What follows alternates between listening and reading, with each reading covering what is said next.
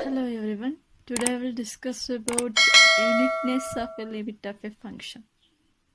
First write the statement of the theorem. Theorem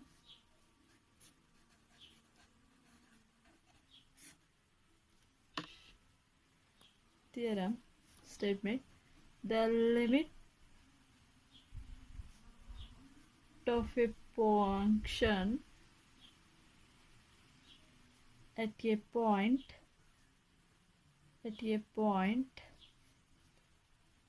if it exists is unique. That means the limit of a function is exist, but given the answer is always unique. We have to prove by using the contradiction method. First, proof: we assume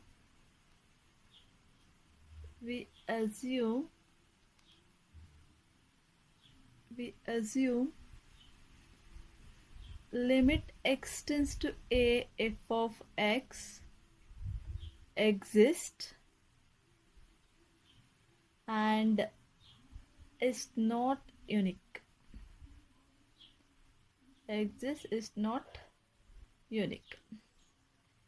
Take it two functions. Let limit x tends to a f of x is equal to L1 and limit x tends to a f of x is equal to L2, where L1 is not equal to L2. That means L1 and L2 are different.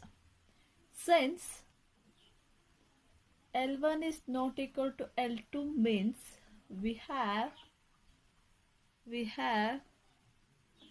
absolute value of difference of two L1 and L2 is greater than 0. We take it to some values.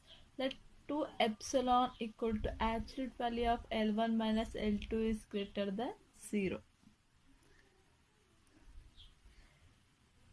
Let's consider now the function limit x tends to a f of x is equal to L1.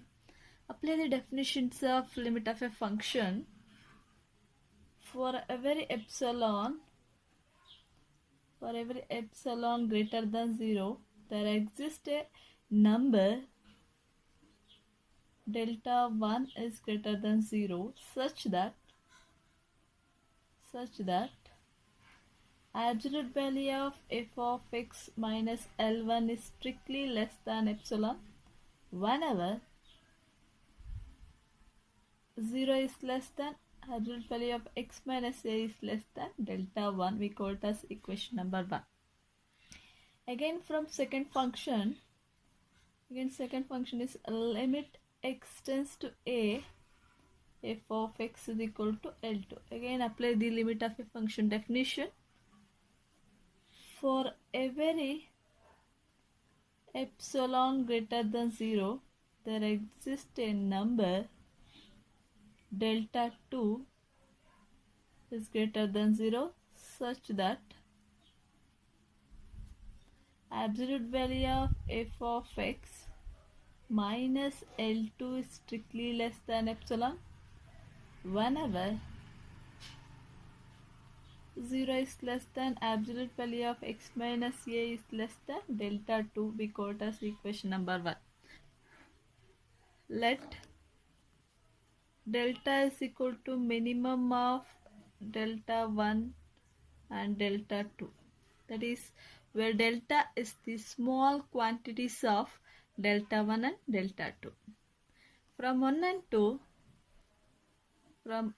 and 2, we write it as absolute value of f of x minus L1 is less than epsilon and absolute value of f of x minus L2 is less than epsilon. Whenever 0 is less than absolute value of x minus a is less than delta, we call it as equation number 3. consider the function, consider absolute value of L1 minus L2. That means add and subtract f of x. L1 minus L2 plus f of x and minus f of x.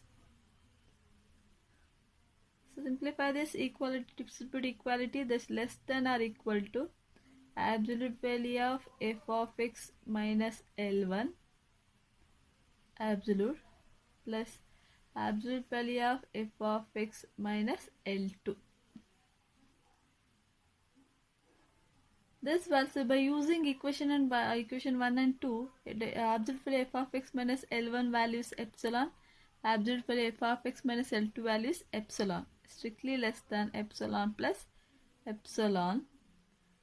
For 0 is less than absolute value of x minus a is less than delta.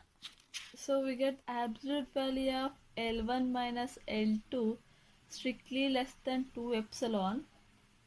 For 0 is less than x minus a is less than delta. Minus, so absolute value of L1 minus L2 is less than, we already take it as 2 epsilon is the absolute value of L1 minus L2. Let's write down in the place of 2 epsilon in the place of absolute value of L1 minus L2. For 0 is less than absolute value of x minus a is less than delta. Is it true L1 minus L2 is less than L1 minus L2? It's wrong. Therefore, thus our assumption is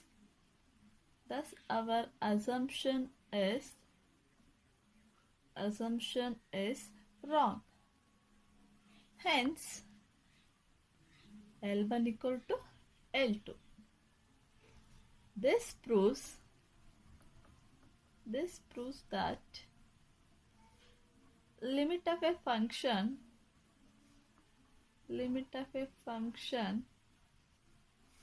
at a point when it exists is unique. Hence, theorem is proof. Thank you.